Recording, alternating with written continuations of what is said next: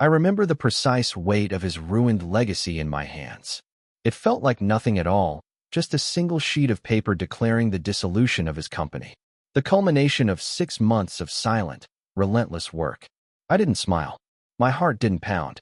I just noted the finality of it. The last detail handled. But that moment came much later. The story, my story, began 6 months earlier, in the bright, chaotic warmth of my own kitchen on Christmas afternoon. The gingerbread men were perfect. I arranged them on the silver platter, my hands steady, each one an exact distance from the next. There was a comfort in the order, a small island of control in the happy chaos of the holiday. My children, their faces dusted with flour and sugar, were making a glorious mess at the kitchen island. Anna came up behind me. She wrapped her arms around my waist, her warmth seeping through my sweater. I didn't know it then, but that feeling of her arms around me would become a key memory, the very thing I was fighting to protect. She rested her head on my back. "You know, my brother could learn a thing or two from you about patience," she said, her voice a low smile. "His idea of baking is ordering dessert on an app." A small, unassuming smile played on my lips. It was a familiar expression, part of a uniform. "He's a busy man," I said. "Besides, this is my job. I handle the details." The drive to her parents' house was quiet. My knuckles were relaxed on the steering wheel of our Honda Accord. Then we turned onto their street. His street. Mark's new house was the biggest on the block. Ostentatious. It had oversized white columns that looked like they belonged on a government building. As I pulled into the driveway, I felt it. A flicker of tension in my jaw. I took a single, deep breath before I killed the engine. It was a small, practiced ritual. A bracing for impact. Mark answered the door. He was loud. Boisterous. He filled the doorway, his expensive cashmere sweater stretched tight across his chest. "There they are," he boomed. He clapped me on the back, a little too hard. It was a gesture meant to look like affection, but it felt like a statement of ownership. I shrank slightly, my smile becoming tighter, more forced. That casual, condescending blow would be repaid later, not with a hand, but with a court summons delivered by a man who didn't smile. "How's work, Tom?" he asked, his eyes already scanning the room for a more important audience. "It's good." "Quiet," I said. The answer was vague, self-deprecating. I was actively playing the part he'd written for me, the unambitious underachiever. It was a conscious act of de-escalation, my survival strategy. During the pre-dinner mingling, I found a safe corner. Mark held court by the fireplace, his voice a theatrical roar of laughter and self-congratulation. I spoke quietly with an elderly aunt about her garden. I helped my son with a puzzle on the floor. I wasn't antisocial. I was strategic. I was controlling my environment to minimize friction. Dinner was served in a grand dining room. The table was impeccably set. The family was flushed with wine and festive cheer. Then Mark stood up. He held his champagne flute high, a smirk playing on his lips. The room quieted. A slow, creeping tension began to fill the space. He started with generic holiday pleasantries, but his eyes found mine across the table. "Into a new year of setting goals and crushing them," he said, his voice dripping with self-importance. "It's what separates the winners from, well, everyone else." He paused. "I want to raise a special glass to my sister, Anna, who has the patience of a saint, and to her husband, Thomas." The air thickened. "Here's to the family's rock," he continued, enjoying the absolute focus of everyone at the table. "Steady, predictable, always there. Proof that you don't have to reach for the stars to be happy." He let that hang in the air for a beat. Then he delivered the final, precise blow. "To the family failure. May we all be as content in our own little orbits." As he said, "family failure," the cheerful background chatter faded into nothing. A sonic vacuum opened up around me. I heard the sharp, distinct clink of a fork hitting a plate somewhere down the table. My eyes never left his. I saw his confident, cruel smile.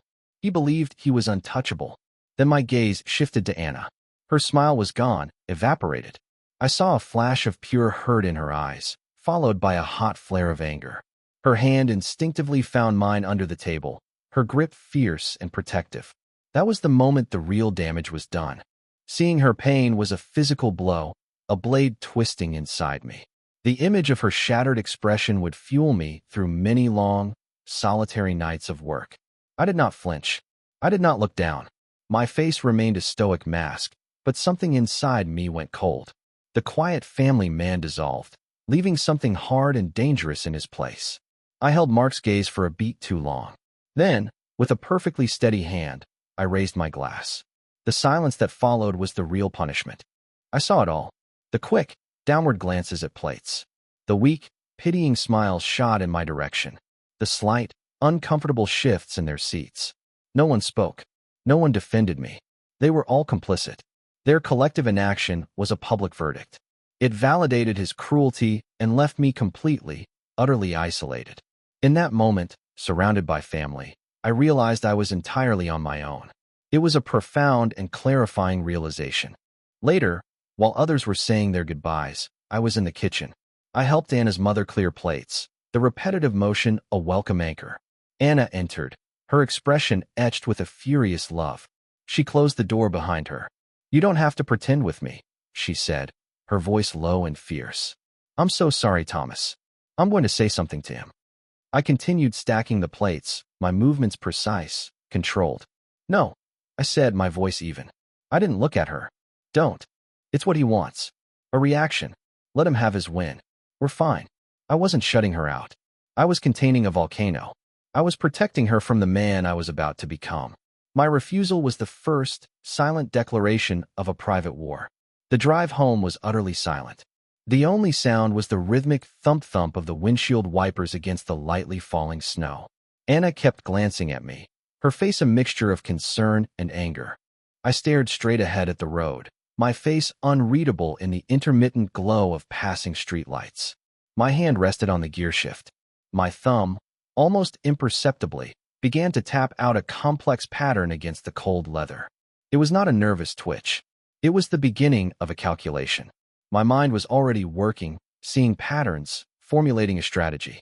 I didn't know it then, but the rhythm my thumb tapped out would later become part of a password to a hidden server, a digital ghost that held all of Mark's secrets. The silence in the car stretched on. Finally, Anna broke it. "Are you okay?" she asked, her voice soft. I turned my head and looked at her. For the first time all night, the mask was gone. The unassuming data analyst was gone. My eyes were clear, focused, and icily calm. I did not answer her. I just held her gaze as the car moved silently down the dark road. The morning of December 26th was silent. I sat in an armchair in the living room, a cold cup of coffee in my hands. I wasn't drinking it. I was just holding it, its chill a dull, distant echo of the ice that had formed in my chest the night before. The festive decorations, the half-eaten plate of cookies on the coffee table, all seemed like hollow artifacts from a different life. I stared at the dark screen of the television, seeing nothing but the reflection of a man I no longer recognized. Anna came in. She didn't speak. She just placed a blanket over my shoulders. I gave her a small, grateful nod, but my eyes remained distant, focused inward. The weight of her concern was heavier than any insult. Later that morning, I was at my corporate ThinkPad, mechanically deleting holiday spam. A news alert banner popped up on my screen. Global tech giant Lycos Acquisitions announces intent to acquire Viridian Corporation. My office Slack channels exploded. A frantic cascade of messages and panicked emojis scrolled past. Amidst the chaos, my face remained impassive. I closed the chat windows. My mouse moved with calm precision. I opened a series of obscure, bookmarked financial news sites. I wasn't reacting. I was working. Information from a screen is sterile. I needed a human source. That afternoon, I went to a bustling Pete's Coffee, the noise of the grinders and steamers providing perfect anonymity. I called Jenna, a former colleague who now worked as a financial journalist. I didn't know it then, but the casual, 5-minute conversation we were about to have would later be transcribed and marked as Exhibit A in a preliminary injunction hearing. "Yeah, crazy news, right?" I said, keeping my voice light. "Listen, you guys must have been tracking Lycos for a while. I was just curious. What's their usual playbook? Are they strip-and sellers, or do they actually build on what they buy?" Her answer was the first piece of the puzzle. It wasn't what she said, but what she didn't say. The slight hesitation in her voice when I mentioned Lycos's recent acquisitions. That night, long after Anna and the kids were asleep, I went to the garage. The air was cold and smelled of dust and old gasoline. I pulled down a forgotten box labeled Old Projects. Inside were old work hard drives and binders filled with printed data flow charts.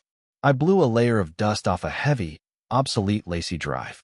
The dust motes danced in the light of the bare bulb, like every forgotten detail, every ignored warning I had ever given, suddenly made visible. Mark's insult was meant to bury me, to make me a forgotten detail. He didn't realize I was most comfortable in the dark, sifting through the things everyone else had thrown away. The next day, the office kitchen was thick with anxiety. I was methodically making a cup of tea, letting the hot water steep. A junior executive from Mark's department, a sycophant named David, was loudly holding court. "Mark already told us this is a good thing," he said, his voice a little too high.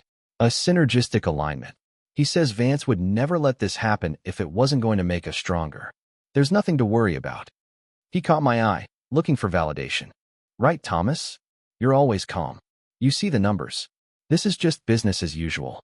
I would remember that look of smug certainty months later, when I watched that same man stammer and sweat through a deposition, unable to explain the numbers on a spreadsheet I had personally prepared for the prosecution. I took a slow sip of my tea. My expression was unreadable. "I'm sure Mark and Mr. Vance have it all under control," I said. "They always do." My agreement was a lie wrapped in the truth. It placated him completely and confirmed for me the internal narrative they were spinning. I was a ghost, gathering intelligence in plain sight. That evening, I was on the floor of my daughter's bedroom. We were building a tower out of colorful wooden blocks. She directed me, her small hand guiding mine. "Here, Daddy. The red one here." I was completely present, my focus entirely on the delicate balance of the blocks, on the sound of her quiet concentration. We placed the final, precarious block on the top. The tower swayed. It held. She clapped her hands, her face alight with pure delight. I smiled. It was a genuine smile, the first one in 2 days. It was a reminder of the stakes. This was never about my pride. It was about protecting this small, perfect world from men like Mark. Late that night, I found it. My home office was dark, the screen filled with 2 complex spreadsheets. One held my company's internal performance metrics. The other showed Lycos Acquisition's known investment patterns. My fingers moved, tracing data trails, cross-referencing timelines. Then I stopped. A single data point. A minor, underperforming logistics patent my company owned. I remembered it. An old engineer had championed it years ago, before he was forced into early retirement.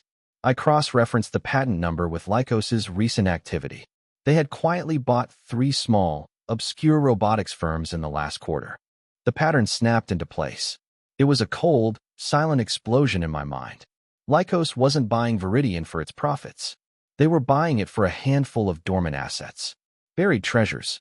When combined with their new robotics companies, that forgotten patent would give them a total monopoly on automated warehouse logistics. This wasn't a corporate takeover. It was a surgical strike, and I knew exactly where the incisions would be. A surge of cold power washed over me. I finally saw the path. I opened a new window, a secure, encrypted email client. The recipient field was blank. My fingers moved across the keyboard, typing a single, cryptic line. Subject: the Viridian Corporation vulnerability. You're looking in the right place, but at the wrong asset. I stared at the text. My hand hovered over the mouse. This was the point of no return. I clicked the button to create a new, anonymous email address. A string of random characters appeared. This digital ghost was my first real weapon. Sending this message was no longer analysis. It was intervention. It was an immense gamble, an act of pure aggression. I took one deep, final breath. My finger clicked the mouse. The video town hall was a masterpiece of corporate theater. On the large monitor, our CEO, Arthur Vance, sat in his opulent office, a portrait of calm authority. His voice was a smooth, reassuring baritone. He spoke of family, of integrity, of a bright future. I watched the faces of my colleagues. Some looked relieved, others bored. A few were deeply skeptical. I stood at the back of the room, my gaze fixed on a small, secondary monitor in the corner displaying live market data. While Vance spoke of unshakable stability, I watched the stock of Viridian Corporation barely twitch. He was selling a story. I was reading the math. His reassuring speech, I would later learn, was played on a loop by news channels covering his indictment. It was the perfect soundbite for his fall. My investigation had to go deeper than current data. I went to the company's physical archive room in the basement. It was a cold, fluorescent-lit space filled with the low hum of servers and rows of steel shelves holding old data tapes. I was hunting for the ghost of a project from 3 years ago, Project Nightingale. It was a high-profile logistics initiative championed by Mark that had failed spectacularly. The official reason was unforeseen market shifts. I found the dusty server tower and ran a diagnostic. I wasn't looking for the official reports. I was looking for the original, unaltered expenditure logs. Breadcrumbs are often found in plain sight, ignored by everyone. My breadcrumb was named Gladys. She was a woman in her late 60s from the accounting department, someone everyone treated like part of the furniture. I found her in the noisy corporate cafeteria. I didn't ask about the project directly. I made small talk. I reminisced. "Remember that Project Nightingale?" I said casually, stirring my coffee. Mark was so passionate about that one. Shame it went sideways. Gladys didn't look up from her crossword puzzle. "Passionate about the travel budget, maybe," she said quietly. "Flew to Zurich 6 times. Very scenic route for a domestic logistics project." She paused, filling in a word. "And Vance signed the expense reports himself. Never seen that before. Or since." That single detail, Vance's signature, was the key. At the time, it was a minor curiosity. Months later, it would be the centerpiece of a federal prosecutor's opening statement. That night, my dining room table was my office. The only light in the house came from the lamp directly overhead. I had printed out 2 documents and laid them side by side. One was a heavily inflated expense report from Project Nightingale, showing a payment to a consulting firm. The other was the incorporation paper for that same firm. It was based in Switzerland. The dates of the firm's largest payments aligned perfectly with the dates of Mark's trips to Zurich. The failed project wasn't a failure.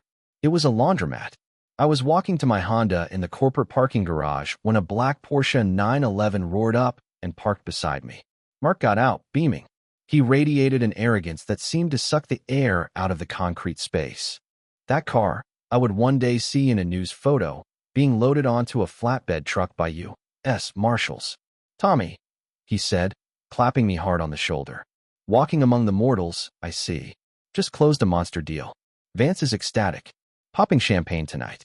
You should learn to celebrate the wins, my friend. It's what we do." I stood there, the weight of his hand on my shoulder, the truth screaming in my mind. The monster deal was a fiction, another transaction with one of his ghost companies. I forced a polite, empty smile. My silence was a shield. His fatal flaw was on full display, his complete and utter underestimation of the man standing before him. Later, I was tucking my son into bed. He was holding a Captain America action figure, the room bathed in the soft glow of a night light. "Dad," he asked, his voice sleepy, "do the good guys ever have to lie?" The question was a clean, sharp blade. It pierced through the complex layers of my new reality. "Sometimes," I said, my voice softer than I intended. "Sometimes the bad guys make the rules so complicated that the good guys can't win by telling the truth. So they have to be smarter instead." I was explaining it to him. I was justifying it to myself. Back in my home office, I used an old security backdoor I discovered years ago to access a protected corner of the executive server. I found what Gladys had mentioned, a digital authorization from Arthur Vance for one of Mark's Zurich expense reports. But that wasn't the punch. Attached to the file was an encrypted memo. The encryption was simple, arrogant. Vance's birthday. The memo opened. It was a list of payments from the Swiss consulting firm. Not to Mark. To a powerful political lobbyist in Washington. The truth landed with chilling force. Mark's theft was just pocket money. The real crime was corporate slush, used by Vance to illegally influence regulators, protecting the company from the very oversight that would have exposed its rot years ago. Mark wasn't the villain. He was just a pawn.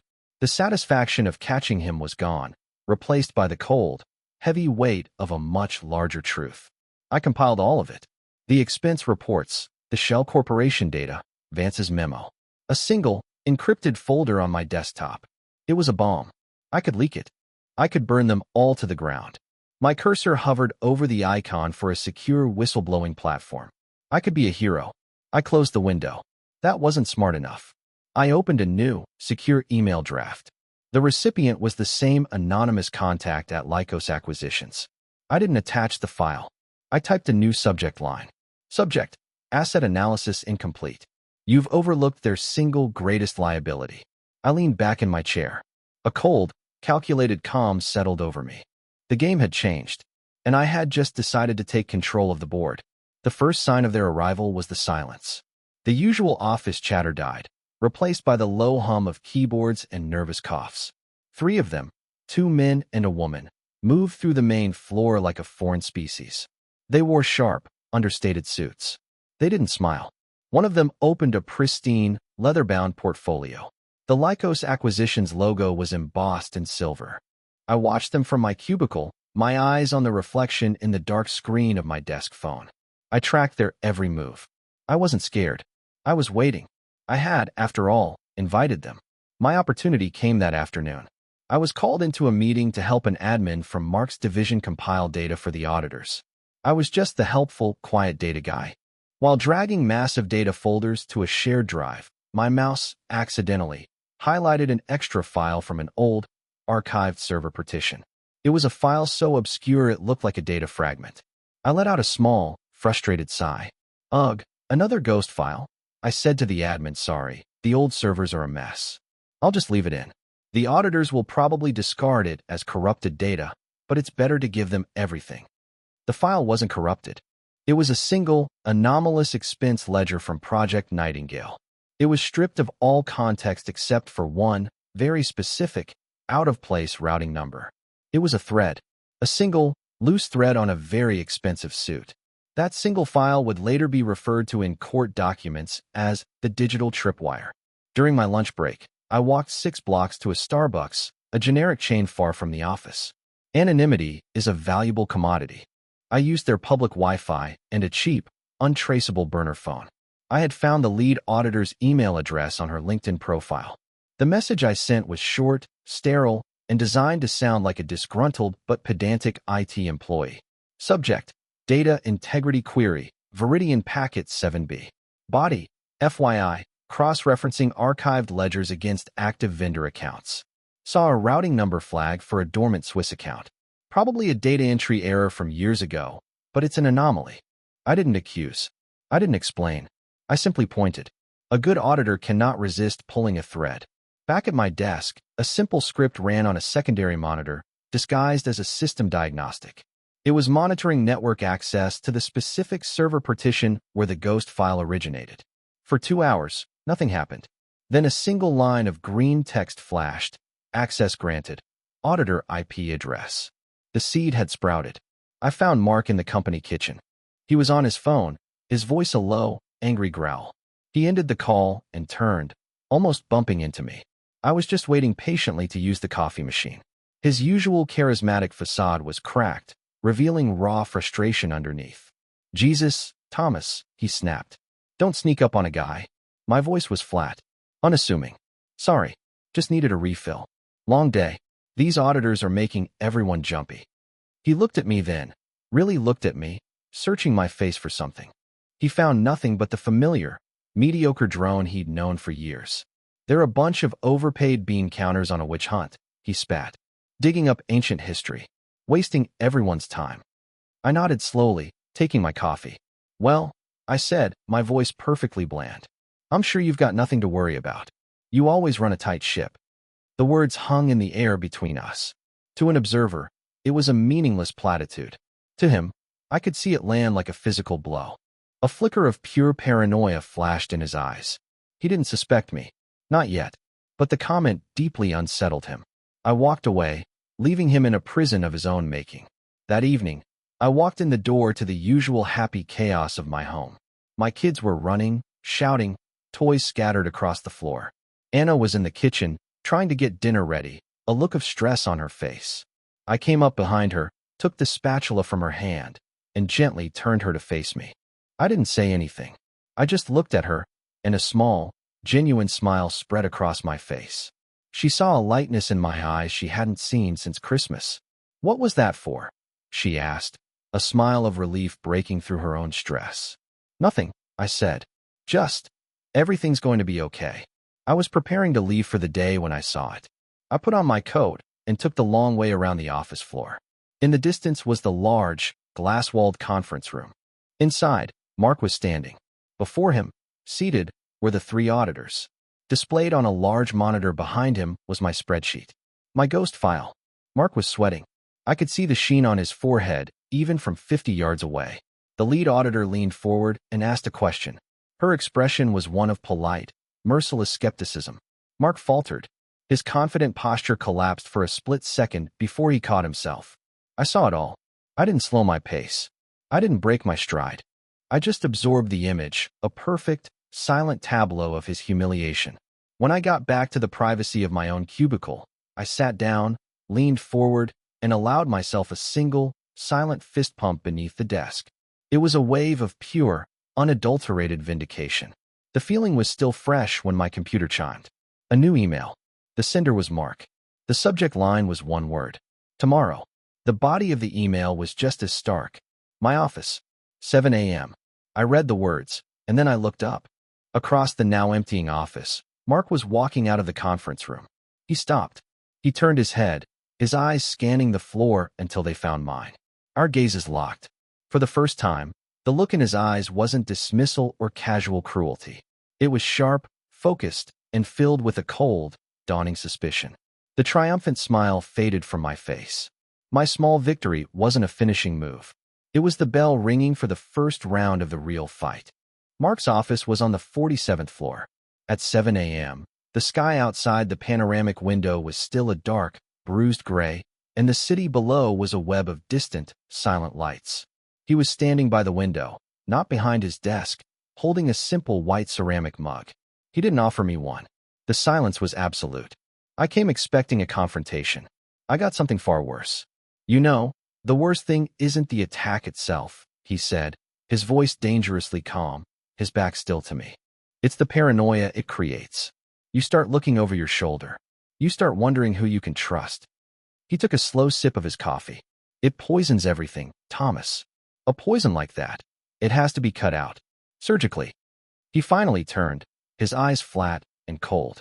I would remember that word, surgically, when I later read the forensic accounting report that carved up his entire division. But in that moment, it was a clean, sharp threat. When I got back to my desk, they were already there. Two IT technicians I'd never seen before, installing new software on our computers. They were not our people. They were hired guns. The official reason was a system-wide security upgrade. I knew it was a targeted digital search party. My search party. I saw them talking to Leo, my protege, a bright junior analyst who deserved better than this company. I pulled him aside in the break room. Leo, just a heads up, I said, keeping my voice low. With these new security protocols, be extra careful. Stick to the book. Don't try to be a hero, just do the work they ask. He gave me a confident, naive smile. Don't worry, Thomas. I've got this. I actually built a diagnostic script to help them streamline their search. It will show them everything that's going on in our servers. Total transparency. A sickening, leaden weight dropped in my stomach. He was proud. He had built a better mousetrap, not knowing he was the mouse. I was at my desk an hour later when I saw them approach. An HR representative and a uniformed security guard. They stopped at Leo's cubicle. The entire office floor went silent. I couldn't hear the words, but I saw the color drain from Leo's face. I saw his hands begin to shake. I saw him being told to pack his personal belongings. I was a helpless bystander, watching a tragedy I had set in motion. At the end of the day, I was squeezed into the back corner of a crowded elevator. The doors were about to close when a hand shot in to stop them. Mark stepped inside. He stood near the front, a silent island of power in the packed car. He didn't look at me, but he spoke, his voice loud enough for everyone to hear. Yeah, a real shame about the kid, he said to a colleague near the front. But that's what happens when you get arrogant. Fly too close to the sun. We found a back door he built into the archives. God knows what he was selling. You have to make an example of people like that. To restore trust. He glanced up. In the polished steel of the elevator doors, his eyes met mine. His expression was cold. Triumphant. It was a message, delivered publicly. I know it was you. This was the warning shot. The elevator dinged. He stepped out. The doors closed, and I was left trapped in the silent, crowded box, feeling the weight of a dozen pairs of eyes on me. That night, I stood in the kitchen, staring into the open refrigerator, seeing nothing. Anna came in behind me. "Talk to me, Thomas," she said softly. "Is this about Mark? Did something happen at work?" I closed the refrigerator door, keeping my back to her. "It's just the acquisition," I said. The lie tasted like ash in my mouth. "There were some layoffs today. It was ugly. I'm fine." I couldn't look at her. The silence that followed was a chasm opening between us. In my quest to protect my family, I had begun to poison my own home.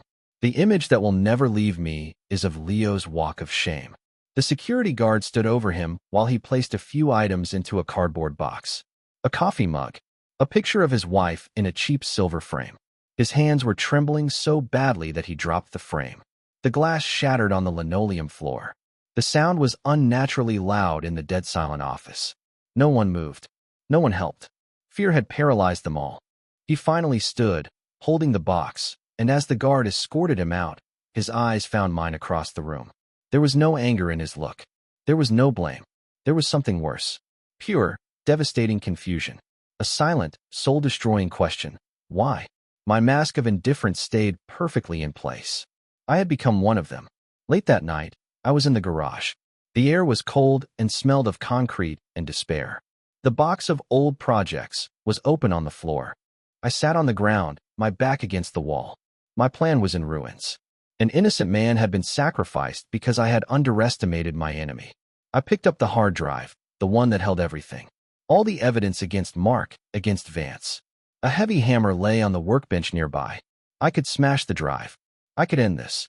I could go back to being the family failure. It would be safer. I closed my eyes, ready to give up. My phone buzzed in my pocket. A sharp, jarring sound in the stillness. I pulled it out. A text from a number I didn't recognize.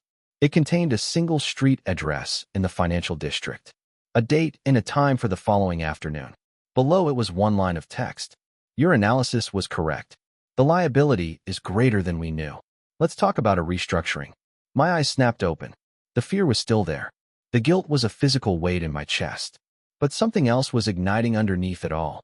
A cold, dangerous fire. They had been listening. The people at Lycos. They weren't just taking my tips. They wanted to meet. I put the hammer down. The game wasn't over. A new board had just been placed in front of me. The phone screen illuminated my face in the cold dark of the garage. The despair from moments before did not fade. It collapsed, crushed under the weight of a new, terrifying possibility. I read the text message one more time. My breath was steady. My hand was still. I stood up, my movements now deliberate, precise. I walked to the workbench and picked up the heavy hammer I had almost used to destroy everything. I crossed to the far corner of the garage, knelt, and used the claw to pry open a loose floorboard. The wood groaned in protest. I placed the hard drive inside the small, hidden cavity, nestled in the dust and darkness. Then I carefully replaced the board. I was no longer destroying evidence. I was securing my weapon. I worked through the night. It was not the frantic, caffeine-fueled work of a desperate man. It was the focused, silent creation of a predator building the perfect trap. On a whiteboard in my home office, I sketched flowcharts. I translated years of data not into spreadsheets, but into a narrative, a story about power. I deleted paragraphs of technical jargon and replaced them with sharp, executive summaries. Profit, efficiency, control. Those were the only words that mattered.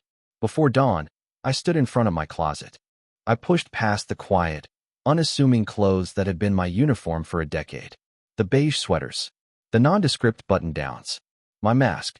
In the very back, preserved in a dry cleaner's bag, was a dark charcoal suit I hadn't worn in years. It was from another life, a life before I had learned to make myself small. The last time I had worn it was to my father's funeral. As I put it on, I felt a physical change. The slump in my shoulders disappeared. My posture straightened. I looked in the mirror and a stranger looked back, a man with a cold, clear purpose in his eyes. I did not take the Honda. I summoned a black Lincoln Town car, a sterile, anonymous rideshare that moved silently through the morning traffic. The address was not a corporate skyscraper. It was a boutique hotel in the financial district, the kind of place where power makes decisions in quiet, opulent rooms, far from any prying eyes. I was stepping onto their turf. I was doing it by choice. The meeting room was walled with glass, a minimalist cube of steel and silence. A woman in her 50s sat at the table. She had an aura of absolute, unshakable authority. This was Eva. Next to her sat a younger, sharper analyst. They were the ones who had been listening. I entered. I did not apologize for my anonymity. I did not act subservient. I gave a single, sharp nod, sat, and placed a slim, unmarked tablet on the polished table. "We received your messages," Eva said, her tone skeptical, dismissive. "You have our attention. You have 10 minutes to convince us it's not wasted." I did not flinch. I slid the tablet across the table to her. "You don't need 10 minutes," I said. "You need a new strategy. Your current acquisition model for this company is flawed.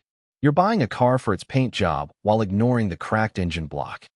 I never once used the word crime. I used the word liability. I presented Mark and Vance's corruption not as a moral failing, but as a catastrophic financial risk. The money laundering, the shell companies, the payoffs. I showed them how it all created a systemic rot, a cancer that had inflated the company's value and crippled its efficiency. I watched Eva's face as she swiped through the data. Her skepticism slowly melted away, replaced by a flicker of intrigue, then by a look of raw, undisguised focus. Then I pivoted. I showed them the real assets. The dormant patents. The brilliant, buried engineers. The undervalued logistical chains. And then I laid out my plan. A step-by-step, surgical restructuring that would not only eliminate the liability, but would double the company's real value within 18 months. After the meeting, I found a quiet corner of the hotel lounge. The world around me was one of hushed conversations and the quiet clink of expensive glasses. It was a world away from my own. I called Anna. "You left before the sun was up," she said, her voice tight with worry. "Is everything okay at work?" My voice was calm, steady, infused with a confidence she hadn't heard in years. "Everything is fine. I just had to take care of something. A new project." I paused. "Listen, I'm going to be home a little late, but I want you to know, I love you." It was a promise. I was securing our future. In the final moments of the meeting, Eva had leaned back in her chair. A slow, predatory smile had spread across her face. "This is not a plan," she said, her voice a low purr of admiration. "This is a coronation. It's brilliant. It's ruthless. It's surgical." She leaned forward, her eyes locked on mine. "But a plan like this, it requires a specific kind of architect to see it through. Someone who knows where every single body is buried because he's the one who drew the map." She had slid a blank and signed contract across the table. It was for a position that didn't exist yet. "We're not offering you a job, Mr. Miller," she'd said. "We're offering you a crown. You will lead the new division. You will execute this plan. You will answer directly to me." In the back of the town car, the city lights blurred past the window. Eva had given me a new phone, a sleek, encrypted device. My direct line to her. The exhilaration of my victory was now settling into something colder, heavier. The reality of what I had agreed to. To get my justice, to save the company, I had to be the one to gut it. My plan called for the elimination of entire departments. It would ruin careers. It would end livelihoods. All according to my own brilliant, merciless design. I saw my reflection in the car window, my face a pale ghost superimposed over the sprawling city. The expression was not one of triumph. It was one of profound, sober gravity. I had gotten everything I wanted. Now I had to become the man who deserved it. The man who could wield that power without being consumed by it. In destroying the monster, I had to make sure I did not become one myself. The morning light in my kitchen was warm and familiar. I buttered a piece of toast, the knife moving with a calm, practiced efficiency. My children were bickering over a box of cereal.